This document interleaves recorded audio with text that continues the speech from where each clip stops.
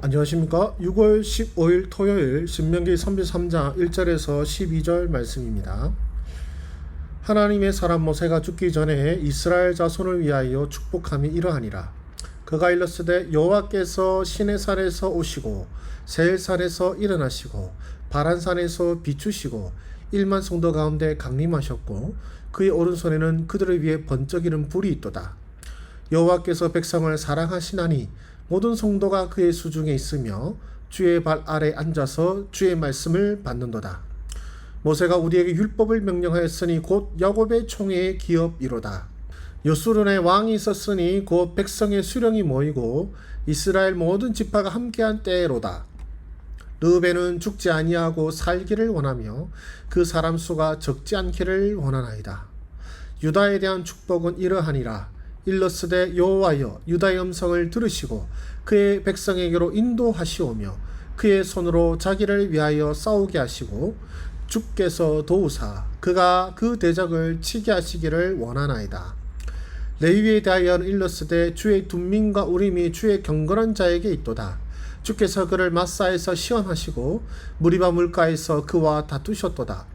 그는 그의 부모에게 대하여 이르기를 그가 그들을 보지 못하였다 하며 그의 형제들을 인정하지 아니하며 그의 자녀를 알지 아니한 것은 주의 말씀을 준행하고 주의 언약을 지킴으로 말미암음이로다. 주의 법도를 야곱에게 주의 율법을 이스라엘에게 가르치며 주 앞에 분향하고 온전한 번제를 주의 제단 위에 드리리로다. 여호와여 그의 재산을 풍족하게 하시고 그의 손의 일을 받으소서. 그를 대적하여 일어나는 자와 미워하는 자의 허리를 꺾으사 다시 일어나지 못하게 하옵소서. 베냐민에 대하여 일렀으되 여호와의 사랑을 입은 자는 그 곁에 안전히 살리로다.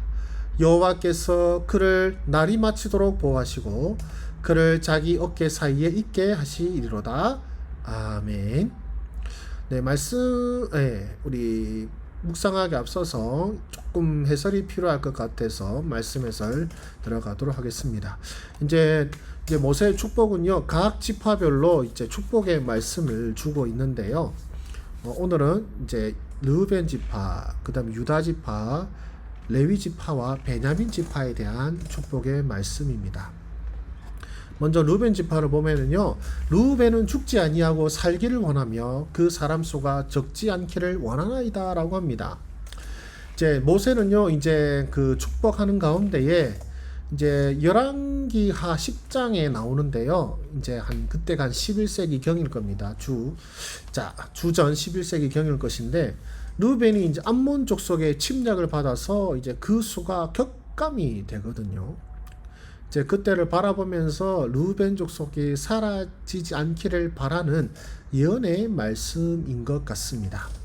사실 이제 그 전에 이제 야곱이 르우벤을 향하여 이제 제 아들들을 향한 축복 기도할 때 사실 르우벤을 향한 것은 축복이 없었거든요. 오히려 르우벤 족속의 인구 감소가 암시되어 있음을 보게 됩니다. 자, 그리고 이제 르우벤 지파는 좀 이렇게 안 좋게 됐고요. 이제 유다 지파가 발언합니다. 오늘 이제 장자는 이제 르우벤이고 그 다음에 이제 뭐 시므온, 레위가 있는데 모세는 이제 바로 유다 지파를 이제 언급하고 있죠. 유다에 대한 축복은 이러하니라. 일렀으되 여호와여 유다의 음성을 들으시고 그의 백성에게로 인도하시오며 그의 손으로 자기를 위하여 싸우게 하시고 주께서 도우사 그가 그 대적을 치게 하시기를 원하나이다 라고 고백하고 있습니다. 원래는 이제 시므온이 나와야 됐죠. 그러나 시므온은 이제 이 목록에서 사라집니다. 나오지가 않는데 왜 그러냐면은 이제 일찍이 이제 유다 지파의 흡수가 되어 버립니다. 여호수아서 19장 1절에 이렇게 나오거든요. 이제 시므온의 자손의 지파를 위하여 그들의 가족대로 제비를 뽑았으니 그들의 기업은 유다 자손의 기업 중에서라라고 되어 있습니다. 그래서 유다 지파 안에 이제 시므온 지파가 있었고요. 나중에는 이제 유다 지파의 흡수가 되는 것을 보게 됩니다. 이제 유다 지파의 그 축복을 보시면은요, 이제 그의 백성에게로 인도하시오며 유다의 음성을 들으시고 그의 백성 인도하시오며 그의 손으로 자기를 위하여 싸우게 하시고 주께서 도우사 그가 그 대적을 치게 하시기를 원하나이다. 이 유다는 우리 구주 예수 그리스도랑 이제 뭐랄까요? 이제 대치가 되는 것을 볼 수가 있습니다. 예수 그리스도를 뭐랄까요? 대입하면은 이제 맞는 표현인 것 같아요. 그래서 유다 지파를 통해 나오실 예수님을 바라보면서 그 예언을 한 것 같습니다. 그래서 유다의 음성을 들으셔서 그의 백성에게로 인도하시고 또 싸우게 하시고 그리고 그 대적을 치게 하시기를 바라는 기도의 제목을 볼 수가 있습니다. 레위 지파는 좀 깁니다. 이제 레위에 대해서 일렀을 주의 둠민과 우림이 주의 경건한 자에게 있도다. 주께서 그를 마사에서 시험하시고 무리바 물가에서 그와 다투셨도다 라고 되어 있는데요.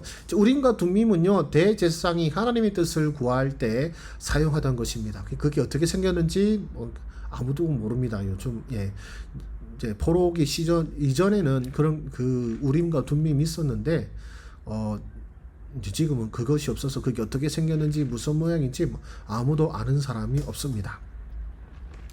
자, 마사에서 시험하시고 무리바 물가에서 그와 다투셨도다. 이거는 이제 아론과 그리고 모세에 대한 이야기인데요. 이제 모세와 아론을 이제 레위 지파로 일치된 것을 볼 수 있습니다. 마사에서는 이제 모세와 아론이 순종하였지만 무리바에서는요 모세와 아론이 하나님의 영광을 드러내지 못하여서 이제 그들이 이제 가나안 땅을 들어가지 못하게 되는 하나님의 징계를 받게 되었죠. 그런 가운데에 이제 구절을 보시면은요, 그는 그의 부모에 대하여 이르기를 내가 그들을 보지 못하였다 하며 그의 형제들을 인정하지 아니하며 그의 자녀를 알지 아니한 것은 주의 말씀을 준행하고 주의 언약을 지킴으로 말미암이로다라고 되어 있습니다. 실제로 금송아지 사건 같은 경우는 어떻습니까? 이제 그 레위 지파들 일어나서요, 자기 형제, 자기 부모, 자기 자녀를 죽이는 사건이 나옵니다. 왜 그렇습니까? 우상을 섬기는 자들, 하나님께 배교한 자들을 죽이라고 하였고 레위 지파가 그 가운데 순종하여서 정말로 자기 가족을 물론 가슴 아프겠지만 배교한 형제와 부모를 죽이기까지 하나님께 헌신한 모습을 우리 성경에서 볼 수가 있습니다. 이제 그 사건을 이제 언급하면서 이 레위 지파에 대한 하나님의 복을 이야기하고 있습니다. 마지막으로 베냐민 지파는요 이렇게 얘기합니다. 베냐민에 대하여는 일렀으되 여호와의 사랑을 입은 자는 그 곁에 안전히 살리로다. 여호와께서 그를 날이 마치도록 보호하시고 그를 자기 어깨 사이에 있게 하시리로다 라고 되어 있습니다. 사랑을 입은 자라고 아주 애정어린 용어로 표현하고 있는데요. 야곱의 막내 아들 베냐민은 특히 이제 이 야곱의 총애를 받았습니다. 창세기에서 나오고 있듯이. 그리고 이 베냐민은 막내 지파죠. 그래서 하나님의 사랑을 받아서 마치 아버지 아들을 자기 어깨 사이에 목마 태우고 다니듯이 그 하나님의 목마를 타고 있는 사랑받는 모습을 이 말씀을 통해서 표현하고 있습니다. 또 이것을 또 어떻게 또 해석할 수 있냐면요. 이제 베냐민 지파와 유다 지파의 경계선이 예루살렘 남동쪽에 있었는데, 그러니까 성전 자체는요 베냐민 지파 지역 안에 있었습니다. 왕궁은 유다 지역에 있었고요. 같은 예루살렘이지만 일부분은 베냐민 지파 땅이고 나머지는 이제 유다 지파 땅이었는데 실제 성전은요 베냐민 지파 땅에 위치해 있습니다. 그래서 여호와의 사랑을 입은 자, 여호와께서 그를 자기 어깨 사이에 있게 하시로다. 이게 어쩌면 이 성전에 대한 하나님의 성전에 대한 이 예언의 실현이 아닌가 생각이 듭니다. 어쨌든 잠깐 정지하시고 묵상하도록 하겠습니다. 하나님은 어떤 분이십니까? 하나님의 백성을 요수룬이라고 부르시는 분이십니다. 요수룬은요 정직한 자, 올바른 자입니다. 그러나 앞에도 나와 있지만 이 요수룬이 이스라엘 백성들이 항상 정직하고 올바른 것이 아니라 도리어 정직하지 않고 올바르지 않은 경우가 훨씬 많았지만 우리 하나님께서는요 그 분의 백성을 아예 그렇게 여기시는 겁니다. 너희는 나의 여수룬이다, 나의 정직한 자다, 나의 올바른 자다, 내가 그렇게 만들고야 말겠다, 내가 그렇게 너희들을 여기겠다라고 선언하시는 것입니다. 실제로는 좀 부족하다 할지라도요. 그리고 우리 하나님 어떤 분이십니까? 그래서 하나님의 백성이 복받기를 원하시는 분이십니다. 하나님의 백성이 멸하거나 없어지기를 원하시는 분이 아니시라 하나님의 백성이 정말로 하나님의 복을 받아 살기를 원하시는 분이시죠. 그러면 나에게 무엇을 말씀하십니까? 하나님은요, 사랑하는 백성을 모으사 그분의 말씀을 듣게 하십니다. 예, 하나님께서는요, 그분의 말씀을 듣게 하신 것이 하나님을 사랑하는 백성들 향한 하나님의 사랑의 표현인 것입니다.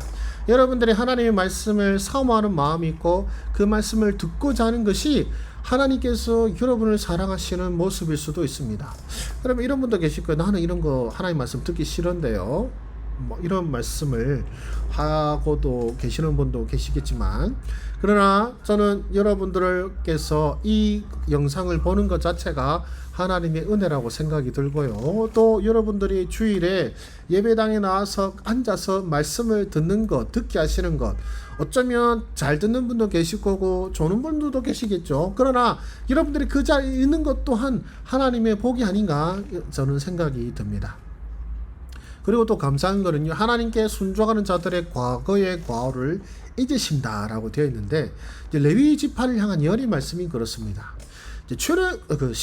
창세기에서 나오는 야곱이 시므온과 레위를 향한 예언은요, 아주 살벌하거든요. 어떻게 말하면 시므온과 레위는 형제요, 그들의 칼은 폭력의 도구로다. 내 호나 그들의 모의에 상관하지 말지어다. 내 영광아 그들의 집회에 참여하지 말지어다. 그들이 그들의 분노대로 사람을 죽이고 그들의 혈기대로 소의 발목 힘줄을 끊었음이로다.